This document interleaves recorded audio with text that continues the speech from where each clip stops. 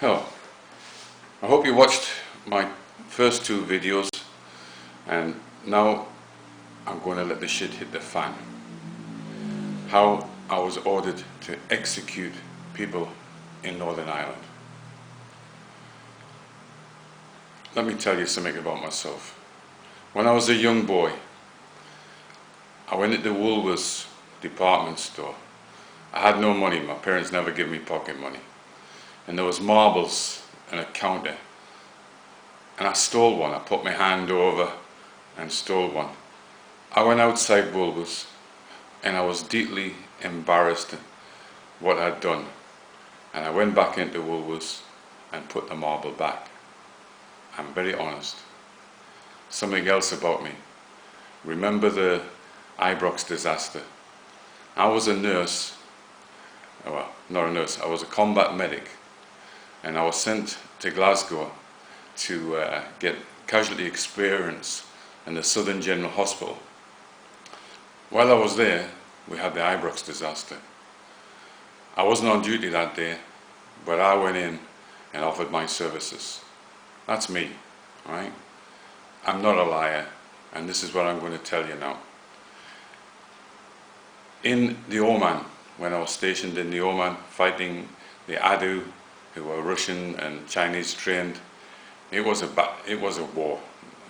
10% of the SAS regiment were killed and wounded in the Oman. Very little compensation. We had to beg and borrow money to make paraplegic houses for SAS wounded. If you were wounded in Northern Ireland, you got criminal compensation. But the soldiers killed and wounded in the Oman got nothing. But anyway, that's another story. We used to look after, like a four-man team would look after 200 Arabs as a tribe. There were tribes. We'd get the provisions for them, we'd give them the wages. I was the doctor. They'd never seen a medic or medicine before. It was incredible. But anyway, we looked after them. We brought in the battles, we fought with them. We brought in air support, artillery, worked the radio, many things for it was a war.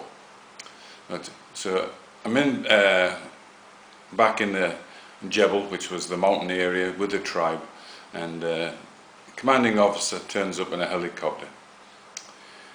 He got put together and he says, okay, when we finish fighting in the Oman after this tour, you're going to Northern Ireland. You will be given a list, and the people on this list I want dead. I was a professional soldier in the SAS regiment. I didn't join the SS. I was basically, initially started as a paratrooper, and a paratrooper course is very difficult. You can watch on P Company on YouTube how hard it is. To get in the SAS was 10 times harder. So the men were dedicated, and it was their profession, it was their life, the SAS regiment. But when the officer turned around and said we were going to execute people in Northern Ireland, I'm afraid, how can I do that? I'm an honest person. I'm not in the SS. I don't want to be in the SS. So he's talking away how this thing will happen. He says, if somebody puts his hand up to stop a bus and he's on this list, that is sufficient reason to shoot him and shoot him dead. I want them killed. Incredible. What am I listening to? Then, to confirm everything, a radio message came in. This is what we call a one-time message pad, and using Morse code, and I was the radio operator for the group. So I took the message, deciphered it, and it was a statement from an officer in Northern Ireland, the first squadron sent to Northern Ireland, under a lot of publicity. The SAS are going into Northern Ireland. Yes, and the orders were to execute people in Northern Ireland. A lot of people will agree with executing terrorists. And I would kill a terrorist. I would kill a terrorist if I caught him in cold blood. If I caught him in active service, planting a bomb, shooting, I could kill a terrorist. No problem at all. I haven't got that as a problem. But this was a cold-blooded thing. It was a list of people. I didn't know if they were going to be terrorists. I mean, so the list drawn up by Protestant police and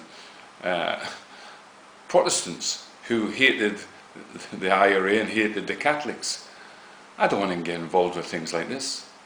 So I was the first SAS soldier to ever buy himself out. I couldn't obey these orders. This message comes in. Number 3 had been captured on the list. Captured. He went fucking lying. The officer went lying. He said, he made me decipher and do another message to send back to the officer. You have disobeyed orders. This will go on your military record. We do not want people in the SAS that refuse to obey orders. Please take note.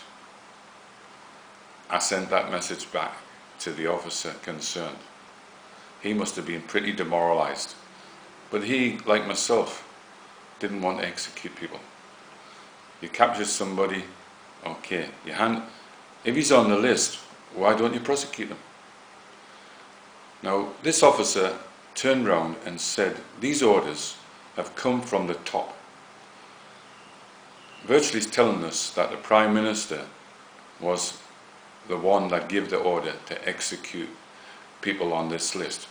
And I'd like to say, not just IRA, UDA as well. Yeah.